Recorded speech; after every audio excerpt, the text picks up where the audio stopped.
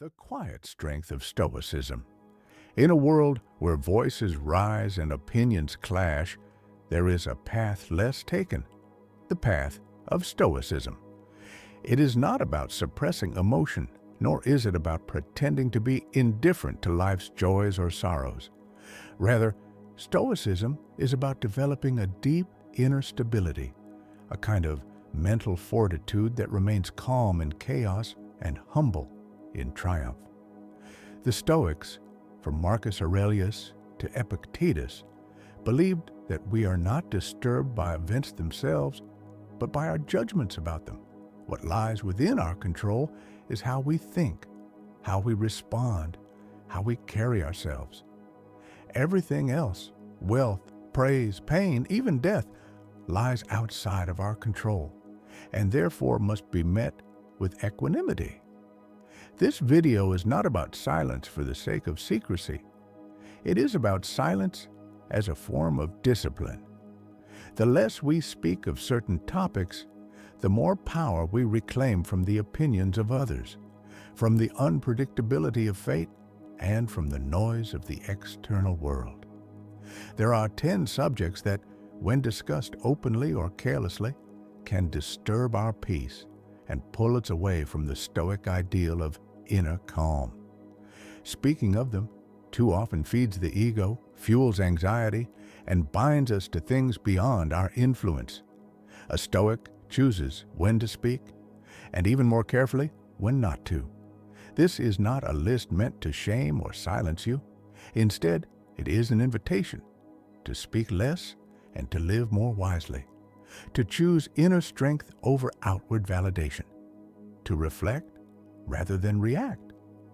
As we explore these 10 themes, consider how often they appear in your own conversations, and whether their absence might make room for something greater: serenity, clarity, and a life lived with purpose. Death and morality, the final teacher. To the Stoic, death is not a horror to be feared, but a truth to be understood. It is the great equalizer, the silent companion that walks beside us from the moment we are born. And yet, many spend their lives avoiding its shadow, as if by refusing to speak of it, they might somehow escape its arrival. A Stoic does not discuss death casually or sensationally. We do not speculate about the afterlife to provoke debate, nor do we dramatize our mortality to seek sympathy or admiration. Death is not entertainment, it is instruction. Marcus Aurelius wrote, "You could leave life right now. Let that determine what you do, say, and think." This is not a threat. It is a compass. The presence of death is what gives life its urgency, its purity, and its meaning. To constantly speak of death in a way that feeds fear, ego, or attention-seeking is to lose the lesson it offers. And what of morality? Morality, to the Stoic, is not a weapon to wield in arguments, nor a tool to elevate ourselves above others. We do not proclaim our moral positions to seem virtuous.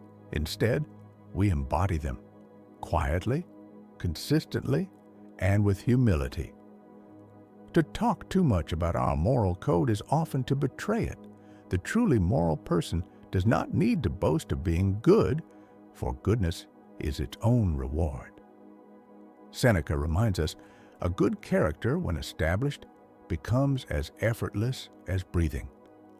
Discussing death and morality in loud, performative ways often reveals an attachment to image, to fear, to control. But the Stoic releases that grip. We contemplate death privately to remind ourselves of what truly matters. We live morally, not for recognition, but for alignment with nature and reason. So, do not fear death. Do not chase moral superiority. Instead, live as though your time is short, because it is, and act in a way that needs no explanation, only quiet conviction. Your wealth and possessions, owned, not owned by a Stoic, owns things, but is never owned by them.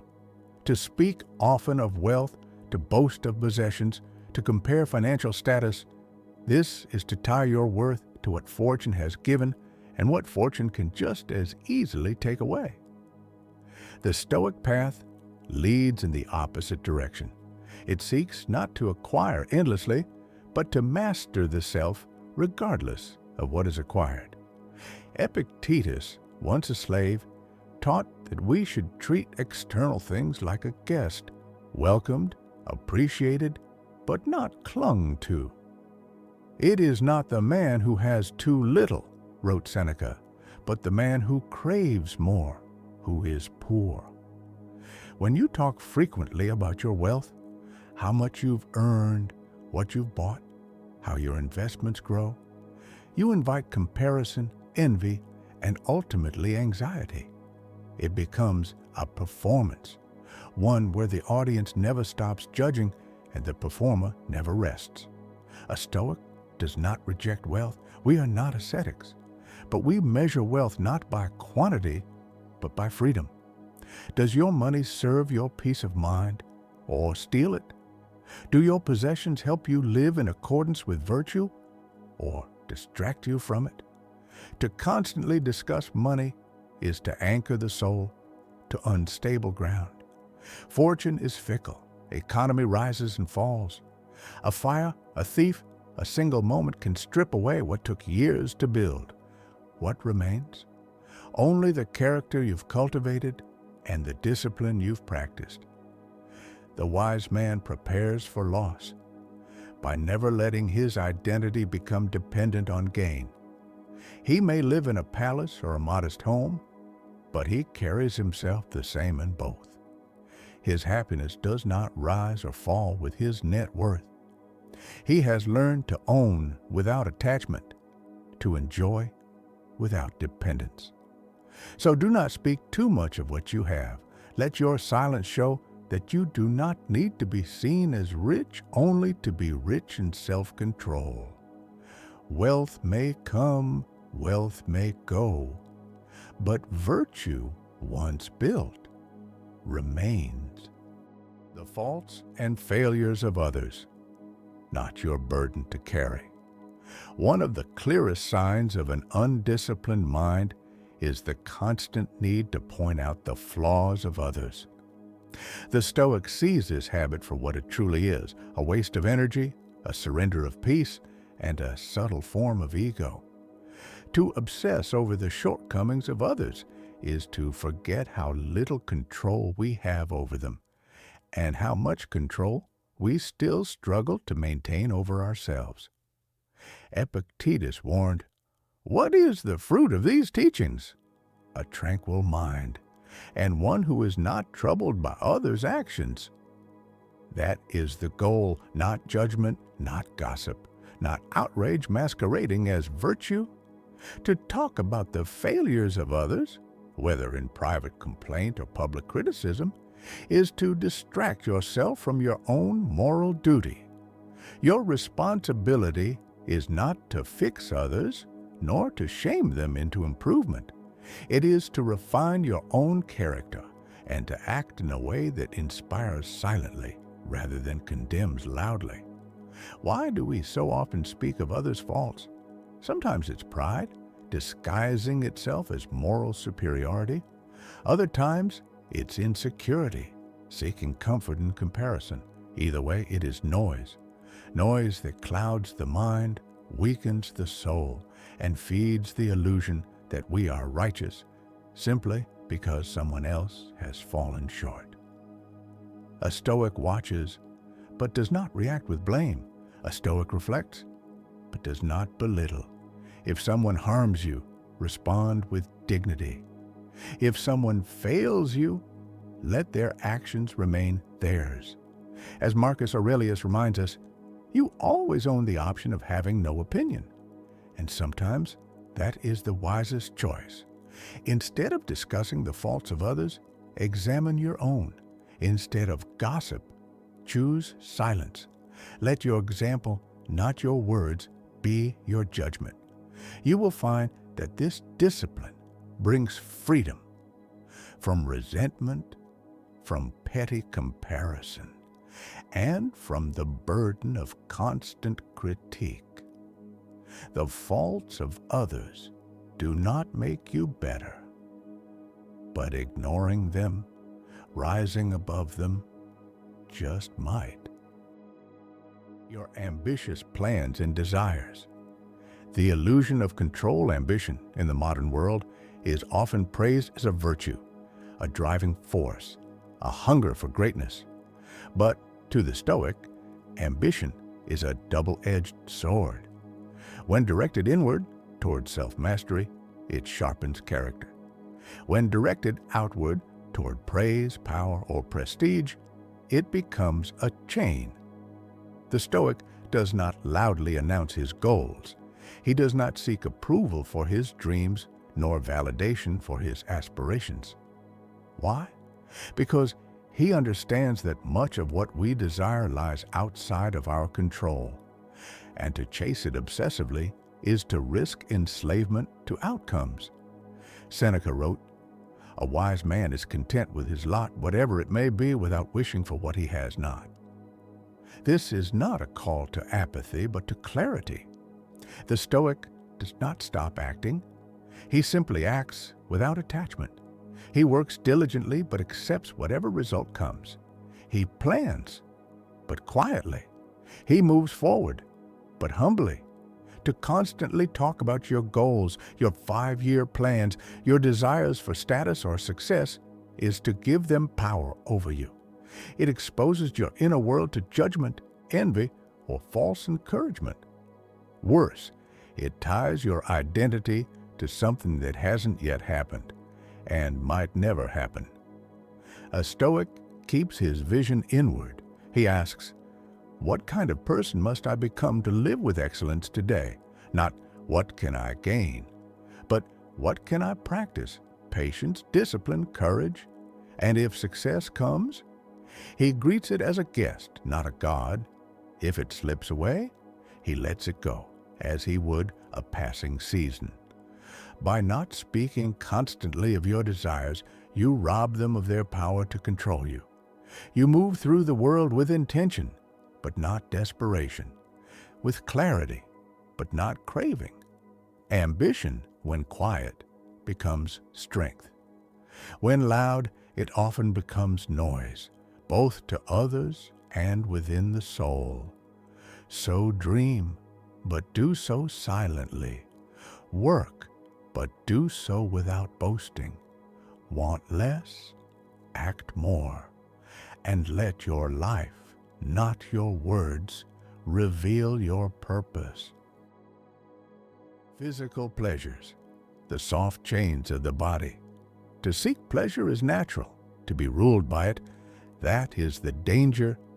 The Stoics were not against enjoyment. They did not reject good food, rest, or intimacy. What they rejected was slavery. Slavery to the senses, to the momentary thrill that leaves the soul weaker than it was before. Epictetus asked, "Is freedom anything else than the right to live as we wish?" Nothing else. And what is it that prevents us from living as we wish but the passions? Chief among those passions is our attachment to pleasure, the soft, subtle chain that binds without us even noticing. To constantly talk of what delights you, food, sex, luxury, comfort, is to center your life around the body rather than the mind. It is to invite others to see you not as a disciplined being, but as a servant of your appetites. And worse, it trains you to forget that these pleasures are fleeting, unreliable, and outside your control. A Stoic enjoys what is present, but does not long for what is absent. He eats what is set before him without complaint or obsession. He finds rest in simplicity. He does not seek stimulation, but stability. Pleasure, when chased, often leads to dependency. Today, it is a sweet taste. Tomorrow, the taste is not enough. The body adapts, demands more, and the mind becomes its captive. A Stoic resists this drift, not through denial, but through mastery. Marcus Aurelius wrote, "When you have the power to benefit someone, why put it off? For there is nothing that so well becomes a man as to help others, to do them good." Notice, virtue, not indulgence. Contribution, not consumption. When we talk too much of pleasure, we reveal what controls us. When we stop talking about it, when we learn to live with it without needing it, we gain freedom. So enjoy a meal, enjoy rest, enjoy affection. But do not build your identity around them. Let your joy be quiet and your self-control louder. Because the man who can turn from pleasure without distress, he is truly free. The struggles you face, do not advertise your burden. Life will test you. That is not a question, it is a certainty. Illness, betrayal, loss, failure, no one escapes. But how you respond to those struggles, that is where the Stoic is forged. A Stoic does not hide from pain, but neither does he parade it. To constantly speak of your hardships is to nourish them, to give them shape beyond what they deserve. It is to seek sympathy instead of strength, and strength, for the Stoic, is the only true remedy. Marcus Aurelius endured war, plague, political betrayal, and personal loss. And yet, he wrote not with bitterness, but with discipline. If you are distressed by anything external, the pain is not due to the thing itself, but to your estimate of it. And this you have the power to revoke at any moment. To speak too much of your struggles is to reinforce the illusion that they define you. But the Stoic knows adversity does not weaken the soul. Attachment to comfort does. Your trials are not curses. They are raw material. Seneca called hardships training for the soul. To complain about them is to refuse the lesson, to endure them in silence with grace. That is the Stoic's quiet triumph. This doesn't mean you suffer alone or never ask for help. It means you choose how to speak of suffering, not with drama, not with self-pity, but with clarity, and only when necessary. Your pain does not need to be performed to be real, and your strength does not need to be praised to be powerful. The less you speak of your wounds, the more you heal from them. So do not make your suffering a story for attention. Let it be a forge for transformation. When others ask how you are, you may simply say, "As I must be." That is not avoidance. That is sovereignty. A Stoic stands firm not because he feels nothing, but because he chooses not to be ruled by what he feels. Your achievements and honors. Silent gratitude, not loud praise. In a world obsessed with recognition, the Stoic takes a different approach to success and honor. Achievements, in the Stoic mind, are neither to be flaunted nor sought after for the sake of public admiration. They are the natural result of virtue, and virtue by its nature does not require external validation. To speak too often of what you've accomplished, to recount your victories, your titles, your accolades, is to invite the ego to the conversation. It shifts the focus from what you've done to how others perceive you. The Stoic understand that this external recognition is fleeting and ultimately beyond your control. As Marcus Aurelius reminded himself, "What is not good for the hive is not good for the bee." In other words, if recognition is sought for the sake of the self, it is of no real value. The wise man takes his success in stride. If he is honored, he accepts it without pride. If he is criticized, he accepts that too without despair. His actions are his reward, and his satisfaction comes from knowing he has acted in accordance with reason, not the applause of others.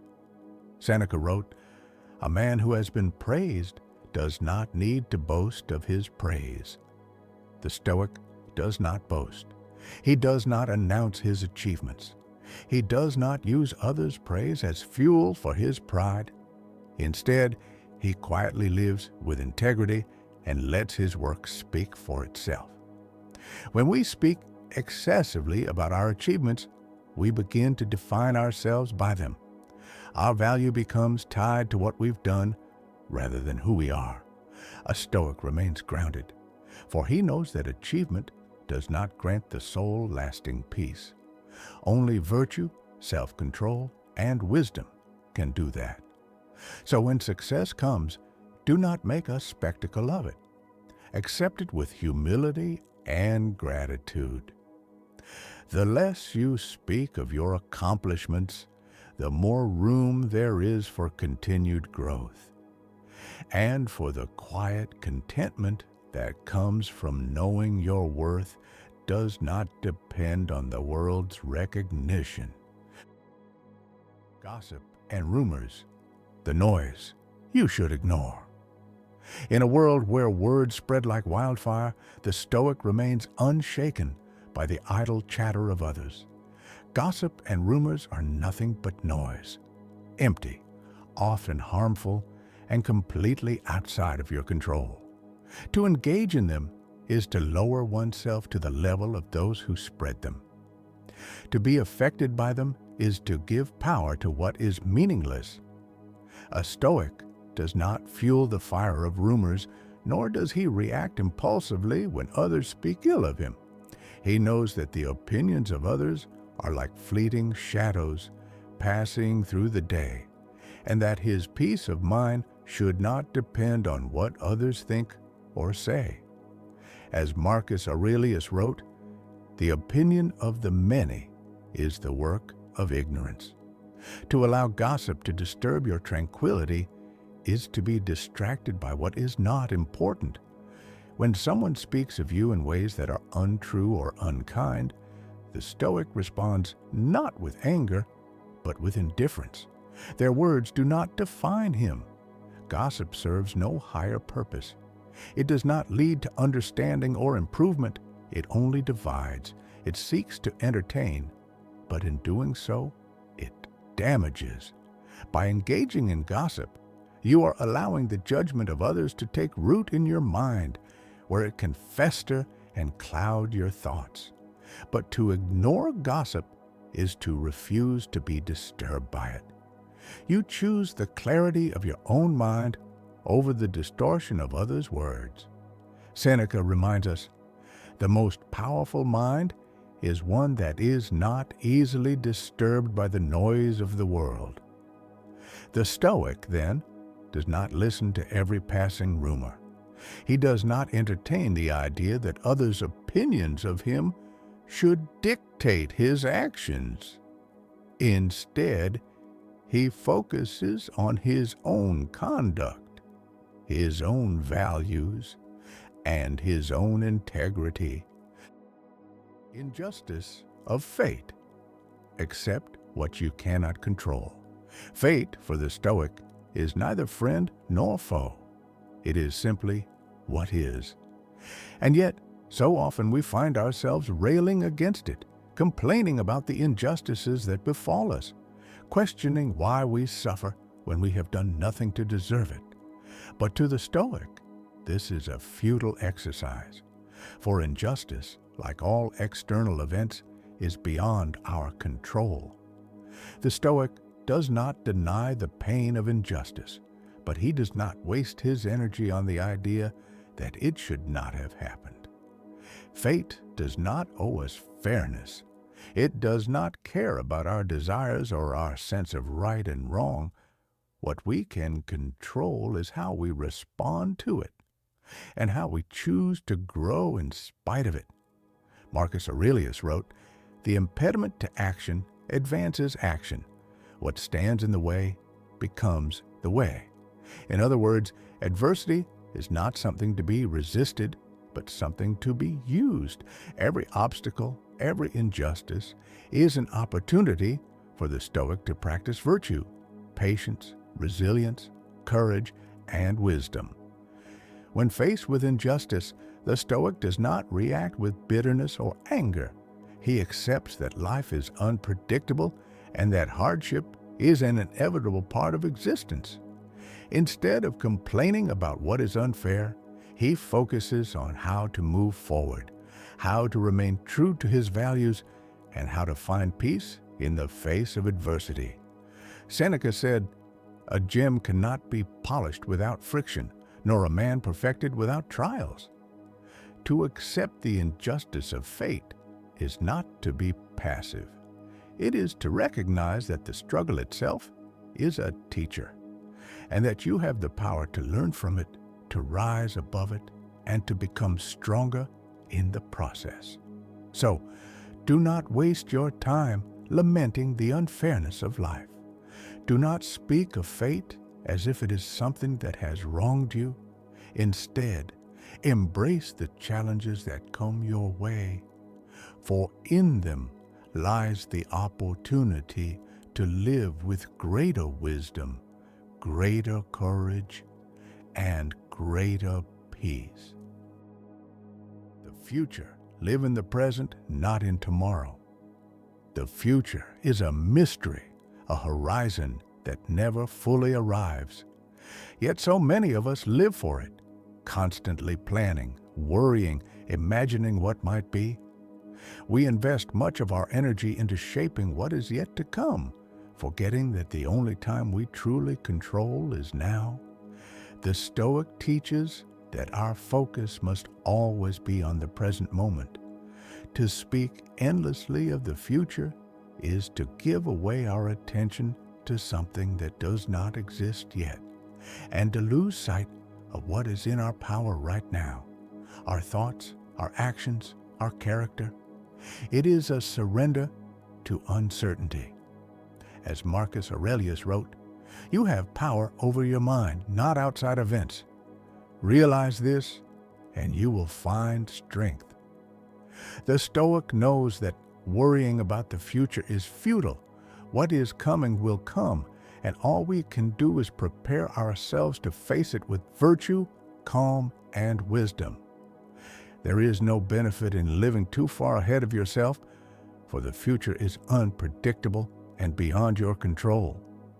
Seneca also warned, "It is not the man who has too little, but the man who craves more that is poor." When we focus too much on the future, we begin to crave, to want more than what we have now.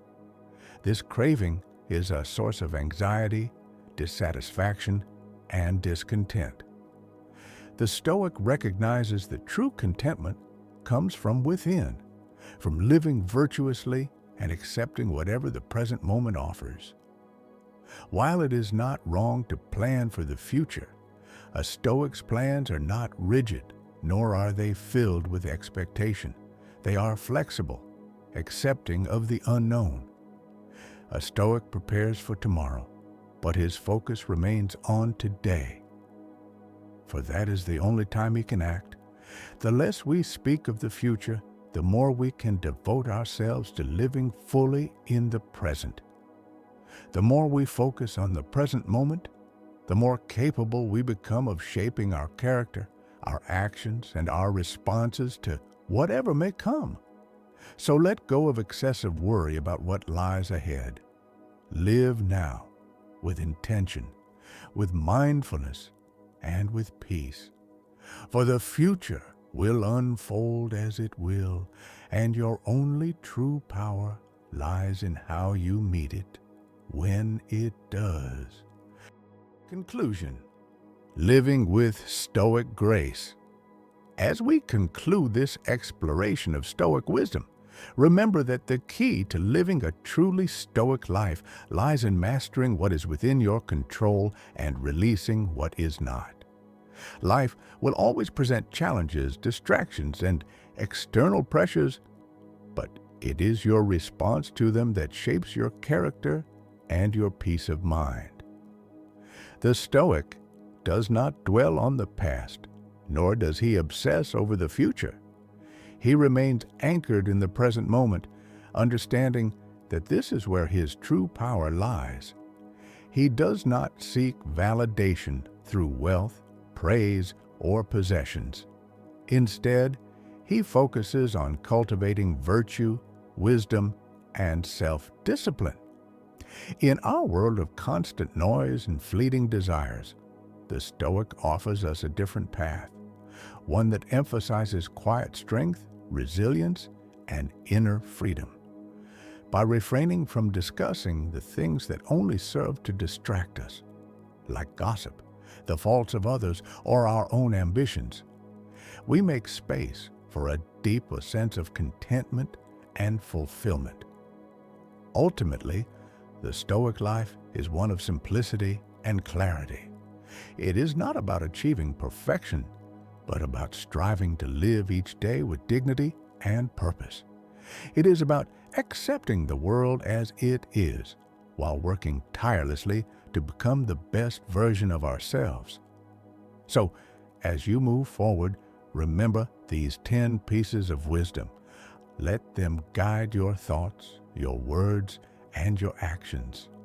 By living stoically, you will discover that peace does not come from controlling the world around you, but from mastering the one thing you truly can control, your own mind.